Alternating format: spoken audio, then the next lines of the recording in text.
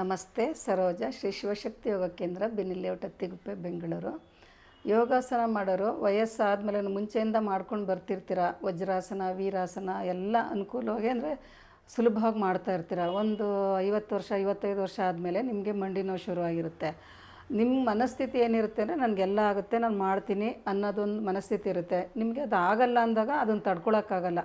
ನಾನು ಇಷ್ಟು ವರ್ಷದಿಂದ ಮಾಡ್ಕೊಂಡು ಬರ್ತಿದ್ದೆ, ಇವಾಗ ಈ ಥರ ಆಗ್ತಾಯಿದೆ ಅನ್ನೋ ಥರ ನೀವು ಫೋರ್ಸಬಲ್ಲಿ ನಾನು ಮಾಡೇ ಮಾಡ್ತೀನಿ, ನನಗಾಗುತ್ತೆ ಅನ್ನೋ ಥರ ಮಾಡೋಕ್ಕೆ ಹೋಗ್ತೀರಾ. ನನ್ನ ಅನಿಸಿಕೆ ಪ್ರಕಾರ ಏನು ಅಂತಂದರೆ, ಎಲ್ಲರೂ ಅಷ್ಟೇ ಒಂದು 40-45 ವರ್ಷ ಆದಮೇಲೆ ಆದಷ್ಟು ಮಹಿಳೆಯರಿಗೆ ನಾನು ಹೇಳ್ತಾ ಇರೋದು, ವಜ್ರಾಸನ, ವೀರಾಸನ ಆದಷ್ಟು ಅವಾಯ್ಡ್ ಮಾಡಿ. ಯಾರಿಗೆ ಬೋನ್ ಡೆನ್ಸಿಟಿ ಚೆನ್ನಾಗಿರುತ್ತೆ, ಕೆಲವ್ರಿಗಿರುತ್ತೆ, ತುಂಬ ಜನಕ್ಕಿರಲ್ಲ. ಯಾಕೆಂದರೆ ಮೆನೋಪಾಸ್ ಟೈಮ್ನಲ್ಲಿ ಸ್ವಲ್ಪ ಸಮಸ್ಯೆಗಳಿರುತ್ತಲ್ಲ, ಬೋನ್ ವೀಕ್ ಆಗ್ತಿರುತ್ತೆ, ಕ್ಯಾಲ್ಶಿಯಂ ಕಡಿಮೆ ಆಗುತ್ತೆ, ಇದೆಲ್ಲ ಸಮಸ್ಯೆ ಇರೋದರಿಂದ ಆದಷ್ಟು ಅವಾಯ್ಡ್ ಮಾಡಿ. ಸುಖಾಸನದಲ್ಲೇ ಕೂತ್ಕೊಳ್ಳಿ. ವಜ್ರಾಸನ ಹಾಕಲೇಬೇಕು ಅಂತ ಇಲ್ಲ, ವೀರಾಸನ ಹಾಕಲೇಬೇಕು ಅಂತಿಲ್ಲ, ಸುಪ್ತ ವೀರಾಸನ ಮಾಡಲೇಬೇಕು ಅಂತ ಇಲ್ಲ. ನಿಮ್ಮ ಶರೀರಕ್ಕೆ ನಿಮ್ಗೆ ಯಾವ ಥರ ಆಗುತ್ತೋ ಅದೇ ಥರನೇ ಮಾಡಬೇಕು. ಈಗ ವಜ್ರಾಸನ ತುಂಬ ಒಳ್ಳೆಯದು, ವೀರಾಸನೂ ತುಂಬ ಒಳ್ಳೆಯದು, ಅದು ಹೆಸರಲ್ಲೇ ಇದೆ, ಅಷ್ಟು ಚೆನ್ನಾಗಿದೆ. ಅದು ಹೆಸರೇ ಕೇಳೋಕ್ಕೆ ಒಂದು ಖುಷಿ ಆಗುತ್ತೆ. ನೇರ ಆಗಬೇಕು ಅಂದರೆ ಅದನ್ನು ಕೂತ್ಕೊಂಡಾಗ, ಅದರಲ್ಲಿ ಕೂತ್ಕೊಂಡಾಗ ಬೆನ್ನು ನೇರ ಆಗುತ್ತೆ. ಇದೇ ಥರ ಹಿಂಗೆ ನೋಡಿ, ಹೈಟಲ್ಲಿ ಕೂತ್ಕೊಂಡ್ರೆ, ದಿಂಬು ಹಾಕ್ಕೊಂಡು ಅಥವಾ ಸ್ಟೂಲ್ ಮೇಲೆ ಕೂತ್ಕೊಂಡ್ರೆ ಬೆನ್ನು ನೇರ ಆಗುತ್ತೆ. ಅವಾಗ ಉಸಿರಾಟನೂ ಚೆನ್ನಾಗಿರುತ್ತೆ, ಮನಸ್ಥಿತಿನೂ ಚೆನ್ನಾಗಿರುತ್ತೆ, ಮೈಂಡ್ ರಿಲ್ಯಾಕ್ಸ್ ಆಗಿರುತ್ತೆ. ನಾನು ಸಜೆಸ್ಟ್ ಮಾಡೋದಿದು, ತುಂಬ ಕಳಕಳಿಯಿಂದ ಹೇಳ್ತಾ ಇದ್ದೀನಿ. ತುಂಬ ಜನ ಈ ಥರ ಮಂಡಿ ನೋವಿರೋರು ಈ ಥರ ಮಾಡ್ಕೊಳ್ತಾ ಇದ್ದಾರೆ.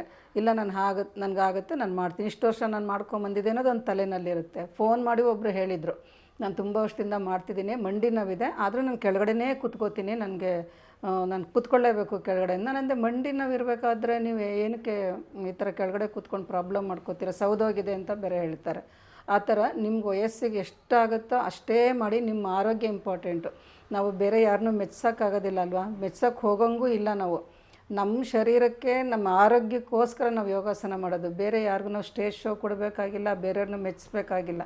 ನಮ್ಮ ಮನಸ್ಸಿಗೆ ಯಾವುದು ಹಿತನೋ ಅದನ್ನು, ಸುಲಭವಾಗಿರೋದನ್ನು ನಿಮ್ಮ ಬಾಡಿಗೆ ಅನುಗುಣವಾಗಿ, ನಿಮ್ಮ ಶರೀರಕ್ಕೆ ಅನುಗುಣವಾಗಿ, ಮನಸ್ಸಿಗೆ ಅನುಗುಣವಾಗಿ ಮಾಡ್ಕೊಂಡು ಬಂದರೆ ನೀವು ತುಂಬ ವರ್ಷ ಆರೋಗ್ಯದಿಂದ ಇರ್ಬೋದು. ಇಲ್ಲಾಂದರೆ ಕಾಲಿನ ಸಮಸ್ಯೆ ಜಾಸ್ತಿ ಆಗುತ್ತೆ. ಎಲ್ಲ ಆಸನಗಳನ್ನಷ್ಟೇ ನಿಮಗೆ ಸುಲಭವಾಗಿರೋವಂಥದ್ದನ್ನೇ ಮಾಡಿ. ಆರೋಗ್ಯ ಮುಖ್ಯ.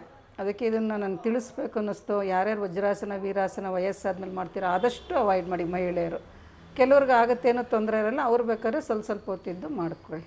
ಎಲ್ಲರೂ ಇದ್ರ ಉಪಯೋಗ ಪಡ್ಕೊಳ್ಳಿ. ಎಲ್ಲರೂ ಆರೋಗ್ಯವಾಗಿರಿ, ಖುಷಿಯಾಗಿರಿ. ನಮಸ್ತೆ.